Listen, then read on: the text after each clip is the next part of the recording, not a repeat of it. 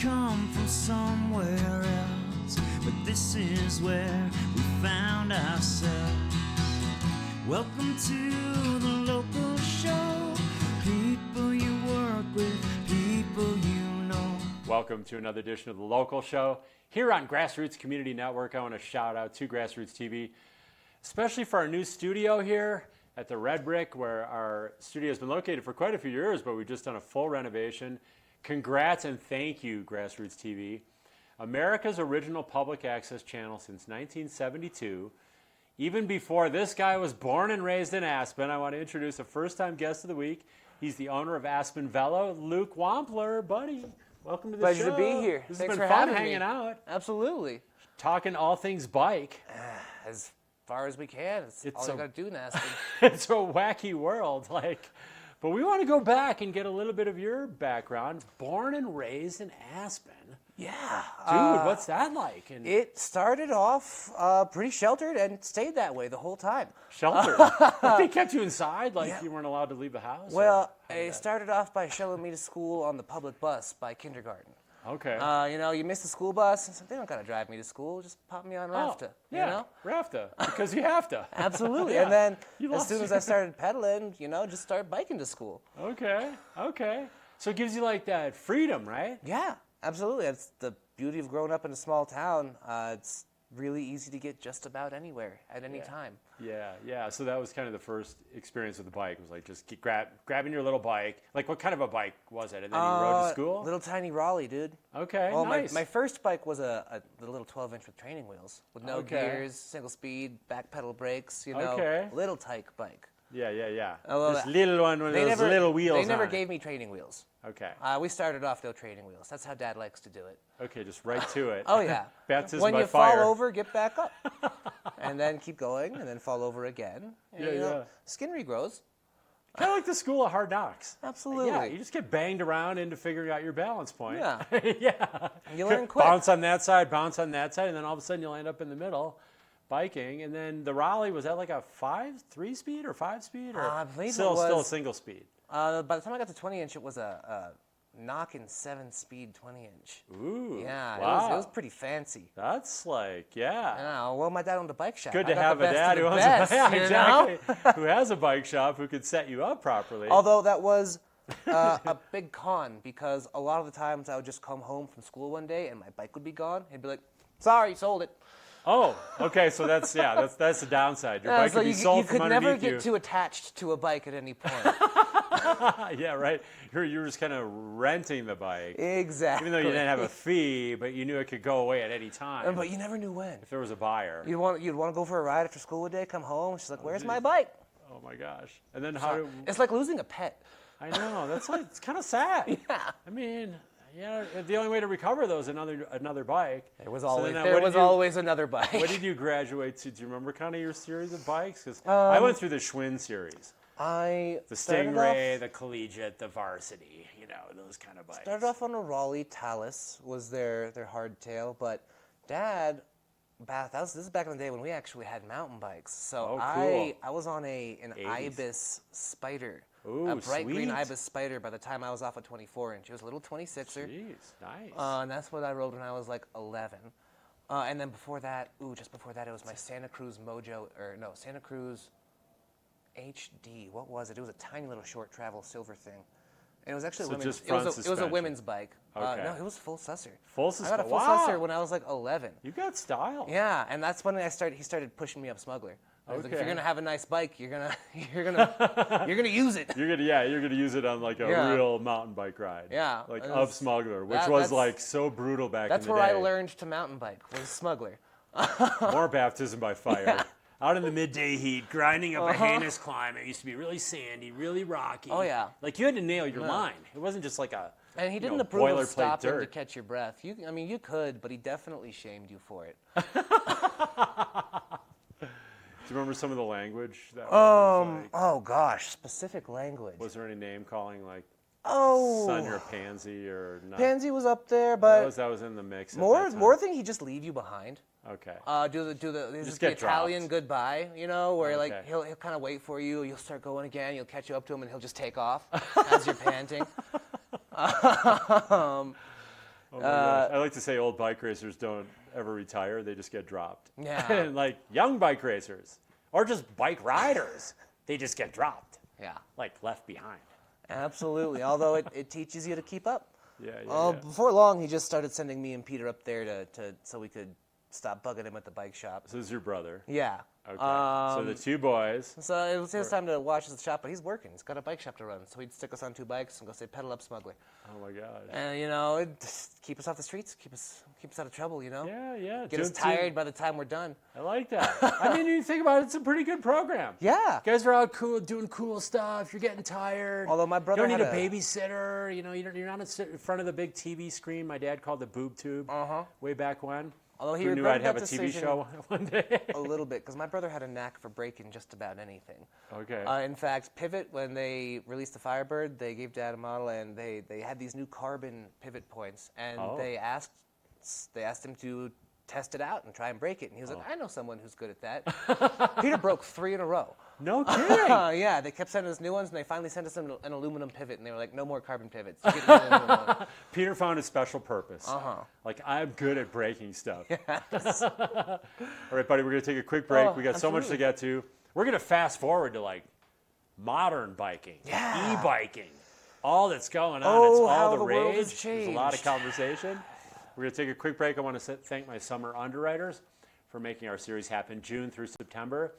We got 520 Grill, Fitzgerald Landscaping, Haiti Children, Highlands Ale House, Independence Pass Foundation, Klug Properties, Local Spirits, Sundog Athletics, and the Wheeler Opera House. We'll be gone for just about 2 minutes, guys. We're going to be back with the owner of Aspen Vel Bike Shop, a historic landmark in Aspen, with Luke Wampler, so don't go away.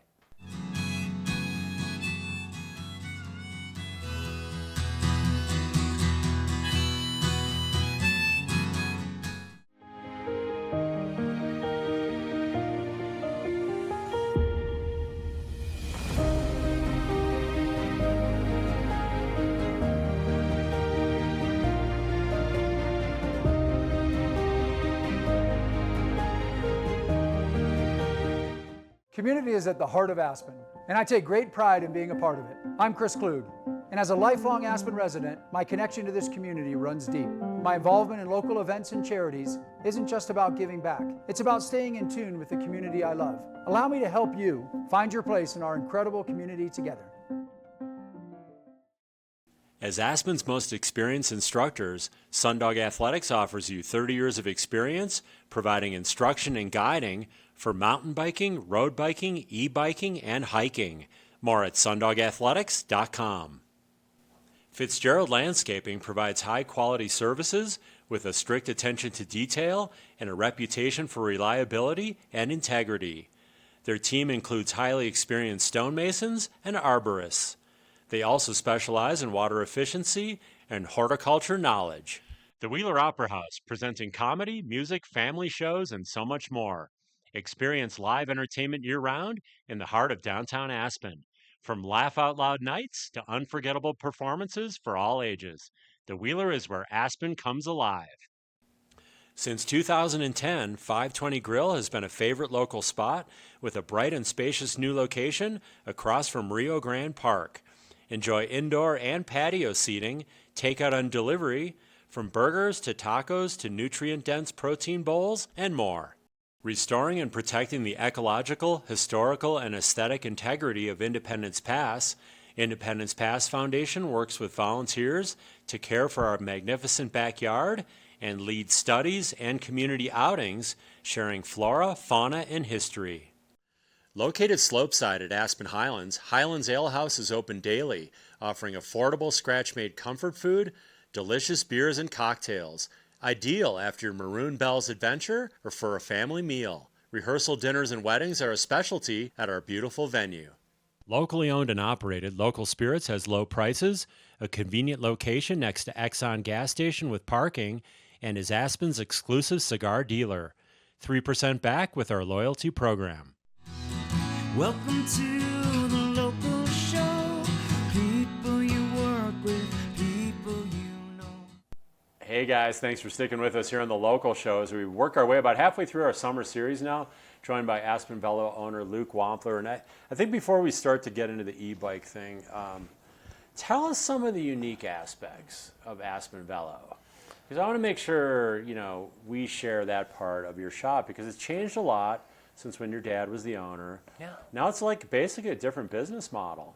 And can you just kind of tell us, your business model and some of the unique aspects? So, as much as I hate to admit it, we have transitioned from being a full-service bike shop to almost exclusively rentals. I mean, we still fix bikes the best we can. Okay. We still sell retail best we can, but it all pales in comparison to what pays our bills at the end of the day, which is renting e-bikes specifically. Yeah. We even had to get rid of our regular bike fleet. Well, we didn't have to. We chose to about 4 years ago because they were taking up enough space in the parking lot that it wasn't worth having them there. It was worth fully getting rid of the concept and just dedicating that space to more e-bikes, because we rented them, sure, but they were making such a small percentage of the total worth at the end of the year that it was So you just saw the demand shifting. tough to justify. Pun Yeah. intended, Yeah. but demand shifting to e-bikes, and so it just Absolutely. didn't make sense after a while. Yeah. To keep taking up space with bikes that people just, when they were given the choice, right? Yeah. They'd see the bike and the e-bike, and they'd opt for the e-bike probably 9 And times out of 10. it's such a perfect storm of factors where the clientele that come to my shop bike like 2-3 times a year, maybe. They're usually coming up from sea level. Yeah. They've got plenty of disposable income. Right, right. So you don't and- mind paying a little more for the and e-bike rental. They That's want not a to big feel deal. like they're in good shape, Yeah. even if they're not. Yeah, I can see that. They get the Yeah. sensation of they're moving fast, and this is like uncomfortable. Yeah. That kind of thing. It was a perfect storm that took off, Yeah. and nothing's really been the same since then. Yeah, so, but you helped me build up my new fat bike last winter. Absolutely. So you still do bike work We help on when bikes. we can, but Yeah. generally we don't have time throughout the day to do what bike Yeah. shops do, which is help the community, which is what I want to do more of. But this community is less and less of a community sometimes Yeah. by the day. It's an interesting conversation we had a couple weeks ago with the guys from, Free the Stump campaign. Yeah. And Ron Moorhead trying to Absolutely. free his legs and keep wearing his shorts. Aspen becoming more corporatized. Yeah. Things like that. But the core group of locals is here. But the visitors, and many locals have e-bikes, and they're mostly using Yeah. it for commuting, getting around town. And But I do enjoy taking care of those people, but a lot Yeah. of them buy their bikes online, which makes it difficult to help them because you got to go to the company to get spare parts, and that company has no interest in working with bike shops. Right, right. And the e-bike thing has led to a lot of usage, which is great. People biking that Yeah. normally wouldn't be biking for Absolutely. commuting instead of a car. Clearly value there. But it's been presenting a lot of safety issues. That it is. And before we get into that, we do have a great video from the city of Aspen. We want to shout out to our friends from the city of Aspen, staff. I'm imagining that's Parks and Open Space that was involved in creating this video. It's a quick 1.5 minutes, so let's check this out and we'll be right back. Here are some essential e-bike safety tips to know if you decide to ride. Firstly, always wear a helmet. Obey stop signs, speed limits, and all other traffic rules like a vehicle would. Ride with the flow of traffic and as close to the white line as possible. This means riding single file on all roads too. Most of our mountain roads are narrow and busy during the summer season. So please try to avoid creating a traffic jam. Give audible warnings when passing, and remember that many cyclists are still biking with leg power. They are not expecting e-bikes to whiz by them without announcing. Also, let everyone behind you know when you are turning or stopping. You should never assume motorists see you, even if you have the right of way. Before heading out on your e-bike, make sure you are comfortable operating it by practicing slowing, stopping, getting on and off, and maneuvering your e-bike. Also, be sure to verify e-bikes are permitted on the trail you are planning to use. When e-biking on Maroon Creek Road, you should expect all sorts of vehicles, especially buses. Be alert and respectful of the bus drivers. Park your bike in the designated areas and keep your bike on paved surfaces only. Stay safe and ride on. Actually, that looks Looks like that might have come from the chamber when you see the Aspen Defy Ordinary. That's the one. Either the chamber or the city, and we want to thank them for that because that's something that we're using as a tool, especially for first-time renters, right, Luke? I think what we're seeing a lot of people coming from all over the country, they may not have been on a bike in a while and definitely have never been on an e-bike. So let's start with the classes of e-bikes because there's a lot of confusion. There's Class 1, Class 2, Class 3. Can you give us an overview? The class system truly makes no sense. There's no logic to it. It starts at Class 1, which is a pedal assist bicycle only that maxes out at 20 miles per hour. Okay. Then there is Class 2, which also maxes out at 20 miles per hour, but has a throttle feature. Then you have Class 3, which does not have a throttle feature, but maxes out again at 28 miles an hour instead of 20. Interesting. Yeah, so that middle class is an outlier. That should almost be Class 3. And honestly, it almost shouldn't be classified as a bike. Once you put a throttle on it, I think maybe you've defied. Then you're classless. Yeah, you decide what Just should be class. called a bicycle. Right. Electric moto. Yes. Or and then there's these e-motos. And that's Talk what they about should those be. things. That's what Class 2 e-bikes should be classified as Right. because that loophole in the class system is what's allowed for these supermotos to consider themselves e-bikes. Right. And you see a lot of these kids around town. They almost look like a motorcycle wheel, big fat wheel. They go very fast. That tightening up of definition, I think, would help with regulation a lot. Yeah. And Talk about what's allowed in the Rio Grande, because most of the riding we're seeing is on the Rio Grande Trail, like from your shop, which is right on the Rio Grande Trail, right across from the Aspen Post Office, if Indeed people it aren't is. familiar. Get right on the Rio. You're kind of at the end of the city section, right, into the county.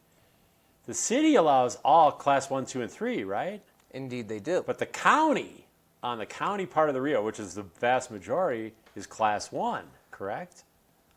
I believe that is Class correct, 1 but what the e-bikes, county pedal doesn't assist. have is any form of enforcement on the trail. Right. You're not going to put Right. sheriffs on the trail.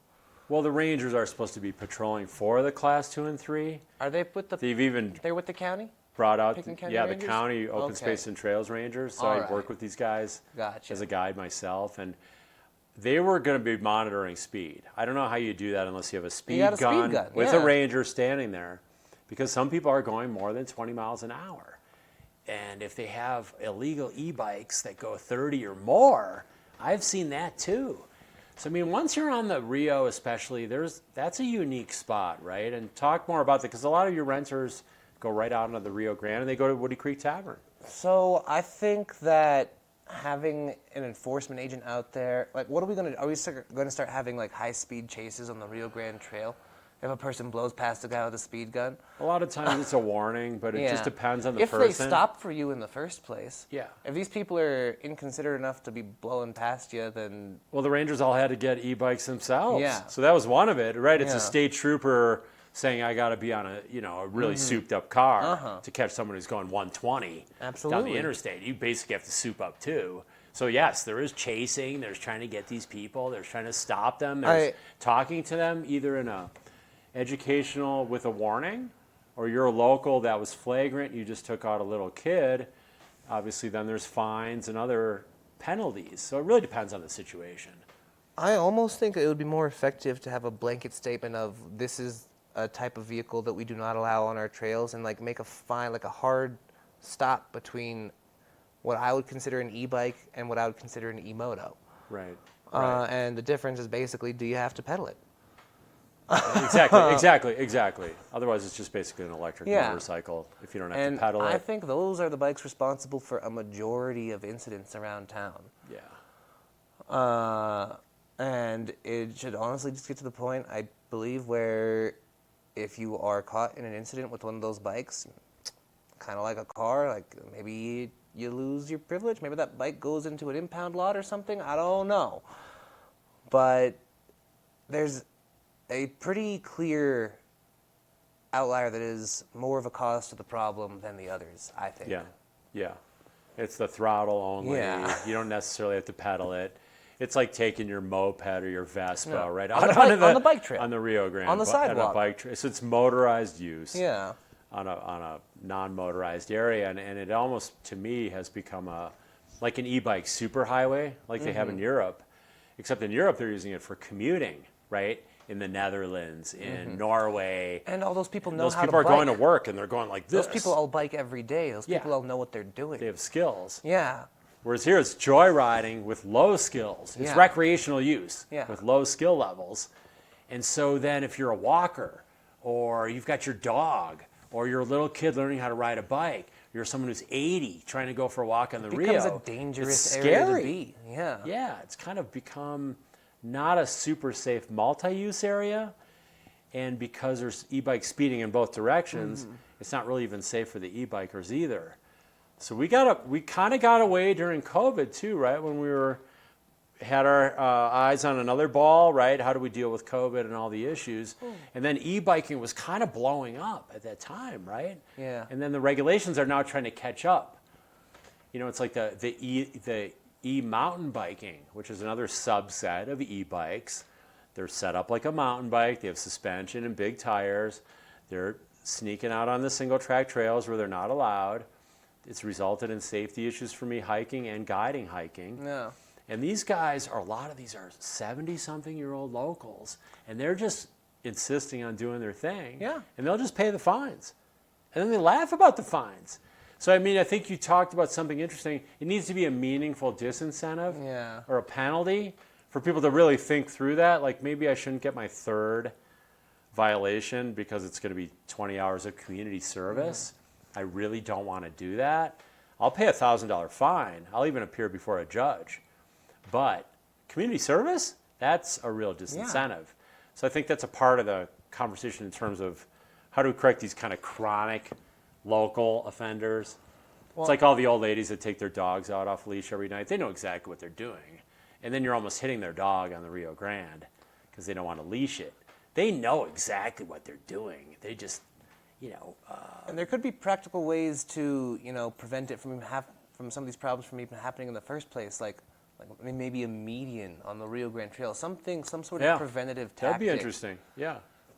Because we put those bollards up on the path that goes out to Country Day. Yeah, and it seems to be fairly At least effective. markers make a difference. Yeah. Even though it's not a solid wall. No, but it's just but it's something. It's a visual divider. Exactly. So I like that. What about bells? Bells are... Like, shouldn't bells they're be mandatory. required on all... The city does, in theory, require that all rental bikes have bells on them. Oh, okay. And lights. Okay, I've seen many that don't. Yeah, I They're have not at your as well. shop, though. Yeah, all my bikes have Those bells. are those other shops. Yeah. I do have some bikes that still don't have lights on them, but they're mountain bikes that shouldn't be out after dark anyway. Yeah. And it's like they're little hardtail bikes. I specifically only bought bikes that wouldn't be capable of going on something beyond a Jeep road. They're literally step-through hardtails. But, they got knobby tires. You can go take them up Summer Road if you want to. Right. Do you guys rent e-mountain bikes as well? No, I don't have any full suspension e-mountain bikes. Do you think that the shops that are renting e-mountain bikes are doing a good job on telling people where they can and can't go? Not at all. Because it seems like those e-mountain I don't bikes think that are they- rented are going up I don't think into smuggler. I think they are specifically being rented to go where they're not supposed to go. Yeah. Yeah. And everyone knows that. Yeah. Everyone participating, everyone watching from the outside knows that. But there's no enforcement. I mean, the city can say as much as they want, but until they do something about it, these rules don't really mean anything. Well, like in terms of the illegal e-mountain biking, again, working with these rangers, they're doubling down. They're not just going to go away and give up. They're putting in more signage. You saw at BTS maybe. There's a big tent sign, no e-mountain bikes. Yeah. In fact, call this number if you see the illegal. Same thing at Incline Trail. As you're going into the Sky Mountain Park behind the airport, big, huge sign, not a 3-inch by 3-inch, no e-bike. It's a 3-foot by 3-foot. So they're increasing signage. They're putting in hidden trail cams, believe it or not. They're hiring more rangers. So those are ways that they're actually going to try to reel it in. They wait, right? All they do is sit at the top of Incline. And they wait for the e-mountain bikes to come right at them like a catcher's mitt and just bust them. So they're posting up in these spots that the e-mountain bikes can't avoid if they're on a bike ride. And they'll sit and wait for them. just like a state trooper would sit on the side of the highway. They just post up. So where do you see all this going? Like, do you just see e-biking just getting bigger, more sophisticated? It's certainly not lighter going bikes, better batteries. I think pretty soon we're going to see bikes that are indistinguishable from regular bikes. Yeah. I mean, it's already there. That's what I see too. Orbea's already got one that's basically You indistinguishable. can't tell the big bottom bracket anymore. Yeah. It's all sized down. And like Canyon has a bike that looks like an e-bike that isn't. Yeah, I've seen those too. Yeah. I accused my buddy mountain biking, and he goes, no, it's actually not an e-bike because it had an Yeah. oversized bottom bracket. So that's really interesting. Yeah. So you see that shrink down. You see the battery life increasing? I think we have pretty much maxed out the capability of a lithium-ion battery. Okay.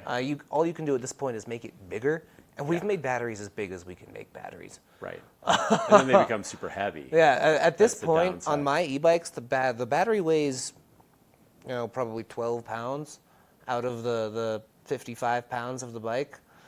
Yeah, so you're kind of topped out with the lithium technology. Yeah. And I want to shift gears here really quick, pun intended. We're partnering for a project called Pristine Riders, Yes, we are. which is a nonprofit that we launched during COVID. It's a 501c3. I'm the executive director. We combine bike riding and cleaning up litter. And the premise is we're distributing already 300 jerseys in the valley, in the Roaring Fork Valley, have already been distributed for anyone who pick up one piece of litter each bike ride. Nice. So we go just one on social media and just one when we're spreading the message. Aspen Vel is going to be the distribution We spot. will be sponsoring that happily, Yeah. and we got throwing our logo on that jersey. It's not ready yet, but it will be by end of summer, I believe. We've got new jerseys coming, and they should be in the next couple weeks. I was told early August, but Okay. we're now in early August. We'll see what the timing is. They're from Bora. All right. Full zip, big Colorado flag in the front, maroon bells pictured in the back, Pristine Riders written across the pockets. And so stop on by Aspen Vel. We're going to have just a little basic pledge. I vow to pick up one piece of litter, average Absolutely. each bike ride, share the message, and wear my jersey, right? Yeah. The jersey can't just stay in the closet. So thank you is the for most being a part of that important part. program. I'm happy to. So Pristine, and we're going to get you up on the site too. We just launched pristineriders.org last week, so people can find out more there. And buddy, I baked you cookies. I figured that was probably 2/3 of the reason you wanted to be on. I mean, So check you those don't gotta bad read me boys like out. that, but Of course, you decide if you want to pay them forward to the guys at the shop. I won't tell them. I might have to eat them. I don't know. You could try one now. Hey, did you have fun on the show? I did. Thank you so much That for was having so me. fun. I appreciate you. Luke Wampler, stop by, guys. If you're in need of e-bike sales, rental, bike mechanic work, a Pristine Riders jersey for free. And thanks for watching this week on The Local Show. See you guys. next week, guys.